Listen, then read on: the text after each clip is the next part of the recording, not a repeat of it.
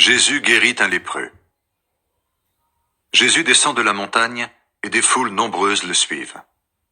Un lépreux s'approche, il se met à genoux devant Jésus et lui dit « Seigneur, si tu le veux, tu peux me guérir. » Jésus tend la main, il touche le lépreux en disant « Je le veux, sois guéri. » Aussitôt, l'homme est guéri de sa lèpre.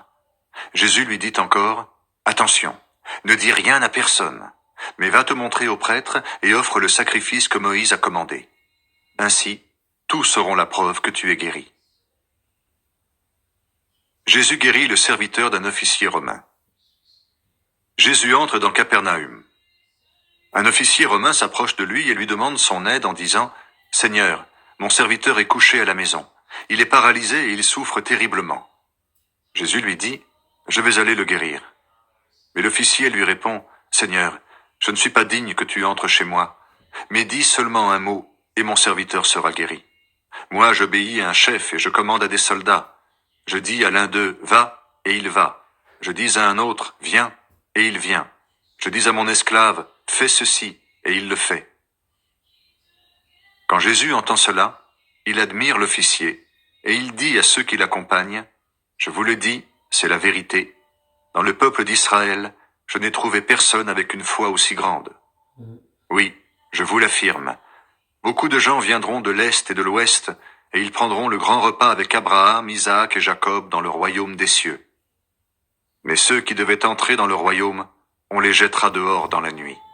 Là, ils pleureront et ils grinceront des dents. » Et Jésus dit à l'officier, « Retourne chez toi. À cause de ta foi, ce que tu as demandé va arriver. » Et au même moment, le serviteur est guéri. Jésus guérit la belle-mère de Pierre et d'autres malades. Jésus va dans la maison de Pierre. Il voit la belle-mère de Pierre. Elle est couchée avec de la fièvre. Jésus lui touche la main et la fièvre la quitte. La belle-mère de Pierre se lève et elle se met à servir Jésus. Le soir arrive. On amène à Jésus beaucoup de gens qui ont des esprits mauvais. Par sa parole, il chasse les esprits et il guérit tous les malades. Ainsi, Jésus réalise ce que le prophète Ésaïe a annoncé. Il a pris ce qui nous fait souffrir et il a porté sur lui nos maladies. Des gens veulent suivre Jésus. Quand Jésus voit la foule autour de lui, il donne l'ordre d'aller de l'autre côté du lac. Alors un maître de la loi s'approche et lui dit « Maître, je te suivrai partout où tu iras. » Jésus lui répond « Les renards ont des trous pour s'abriter, et les oiseaux ont des nids, mais le Fils de l'homme n'a pas d'endroit pour se reposer. » Quelqu'un d'autre, un disciple, dit à Jésus « Seigneur, permets-moi d'aller d'abord enterrer mon père. » Jésus lui répond « Suis-moi, et laisse les morts enterrer leurs morts. » Jésus calme la tempête. Jésus monte dans la barque et ses disciples l'accompagnent. Tout à coup, une grande tempête se met à souffler sur le lac. Les vagues vont bientôt recouvrir la barque et Jésus dort. Les disciples s'approchent de lui, ils le réveillent en disant « Seigneur, sauve-nous, nous allons mourir !» Jésus leur dit « Pourquoi est-ce que vous avez peur?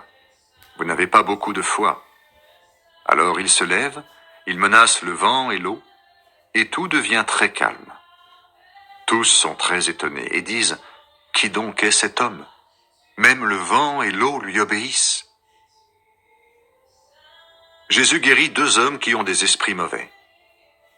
Jésus arrive de l'autre côté du lac, dans le pays des Gadaréniens. 2 hommes sortent du cimetière et ils viennent à sa rencontre.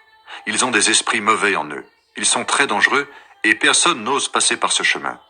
Ils se mettent à crier « Fils de Dieu, qu'est-ce que tu nous veux? Est-ce que tu es venu ici pour nous punir avant le moment fixé par Dieu ?»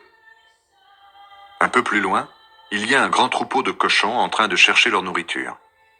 Les esprits mauvais supplient Jésus en disant « Si tu veux nous chasser, envoie-nous dans ce troupeau de cochons. » Jésus leur dit « Allez-y. » Les esprits mauvais sortent des 2 hommes et ils entrent dans les cochons.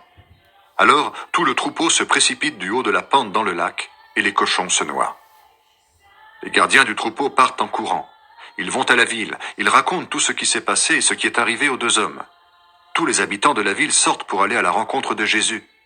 Quand ils le voient, ils le supplient en disant « Quitte notre pays